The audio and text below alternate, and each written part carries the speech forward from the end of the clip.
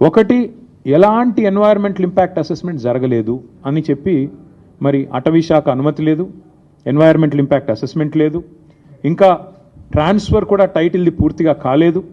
అయినప్పటికీ ఫైనాన్షియల్ ఇన్స్టిట్యూషన్స్ని వెంటనే ఆగమేఘాల మీద ప్రభావితం చేసి ప్రభుత్వ అధికారులు మరి మిస్లీడ్ చేసినారా, ముఖ్యమంత్రి వాళ్ళని డైరెక్ట్ చేసినారా తెలియదు, మరి ఒక భారీ ఆర్థిక నేరానికి పాల్పడ్డారు.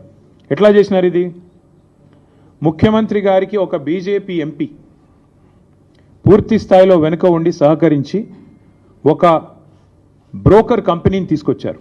ఆ కంపెనీ పేరు trust investment advisers private limited అనే పేరుకు మర్చెంట్ బ్యాంకర్, బట్ చేసేది బ్రోకరేజ్.